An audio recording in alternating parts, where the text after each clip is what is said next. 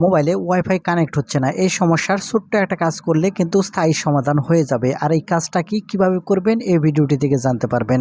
আমি এই ভিডিওটিতে ওয়াইফাই কানেক্ট হচ্ছে না এই সমস্যার জন্য এমন একটি সেটিংস দেখাবো বা এমন একটি কাজ দেখাবো যে কাজটি করলে আপনাদের ফোনে ওয়াইফাই কানেক্ট হচ্ছে না এই সমস্যার স্থায়ী সমাধান হয়ে যাবে। আর কাজগুলো কিভাবে করবেন চলুন সেটাই দেখিয়ে দিই।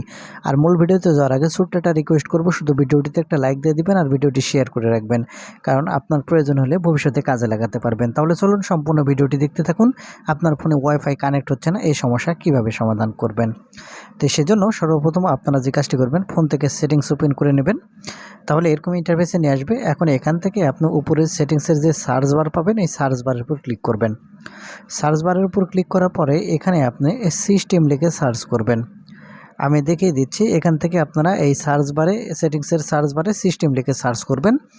তাহলে এখান থেকে আপনি এই সিস্টেম অপশানটি এখান থেকে পেয়ে যাবেন। আপনি এখন এখান থেকে যে কাজটি করবেন, এখান থেকে এই সিস্টেম অপশানটি ওপেন করবেন।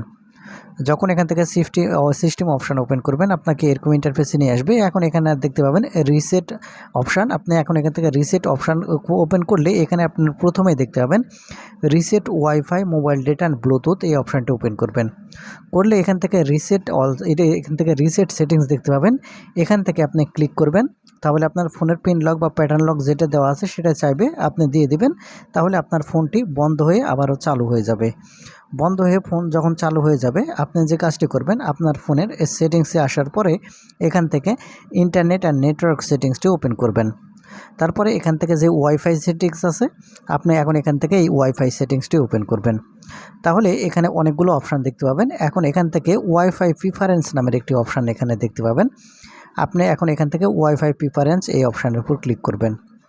ক্লিক করলে এখানে আপনারা দেখতে পাবেন টার্ন অন ওয়াইফাই অটোমেটিক, এই ডান পাশে যে অ্যানেবল বাটন আছে অবশ্যই এটা আপনারা অন করে দিবেন। তারপরে এখান থেকে টার্ন অন আবার ক্লিক করবেন। তারপরে এখান থেকে দেখতে পাবেন ওয়াইফাই নোটিফিকেশান যেটা আছে, এই অ্যানেবল বাটনটিও এখান থেকে আপনি অন করবেন। করার পরে এখান থেকে আপনি দেখতে পাবেন যে নেটওয়ার্ক, এখান থেকে এইটা অপশানটি ওপেন করবেন। করলে এখান থেকে প্লে বাই গুগল, এখান থেকে গুগল প্লে সার্ভিস যেটা আছে সেটা সিলেক্ট করে রাখবেন। এখান থেকে নান সিলেক্ট হয়ে থাকলে কিন্তু সমস্যা, সেই জন্য এখান থেকে গুগল প্লে সার্ভিস যেটা আছে এটা আপনারা সিলেক্ট করে রাখবেন। তারপরে এখান থেকে যে কাজটি করবেন, যে ওয়াইফাই আপনার কানেক্ট ছিল, যে আপনার ওয়াইফাই কানেক্ট হচ্ছে না, সেই ওয়াইফাই এই সেটিংসের উপর ক্লিক করবেন। ক্লিক করার পরে এখান থেকে আপনি এই ফরগেট অপশান দেখতে পাবেন, এই ফরগেট অপশানের উপর ক্লিক করবেন। ক্লিক করে এই পাসওয়ার্ডটি প্রথমে ফরগেট করে দেবেন। পাসওয়ার্ড ফরগেট করা হয়ে গেলেই এখান থেকে আবারও আপনি এই নতুন করে আবারও এই পাসওয়ার্ডটি আপনি দিয়ে দিবেন। যখন এখান থেকে নতুন করে এই পাসওয়ার্ডটি আপনি আবারও এখান থেকে দিয়ে দিবেন, দেখতে পাবেন সাথে সাথে আপনাদের যে ওয়াইফাই যে কানেক্ট হচ্ছিল না সেই সমস্যা কিন্তু এখান থেকে একবারে স্থায়ী সমাধান হয়ে যাবে। এভাবে করে কিন্তু আপনারা এই সমাধানটি করে নিতে পারবেন। তো বন্ধুরা, এই ছিল আজকের ভিডিওটি থেকে যদি কিছু শিখে থাকেন তাহলে আমাদের চ্যানেলটিকে সাবস্ক্রাইব করে রাখবেন এরকম ভিডিওগুলো সবসময় পাওয়ার জন্য। ধন্যবাদ।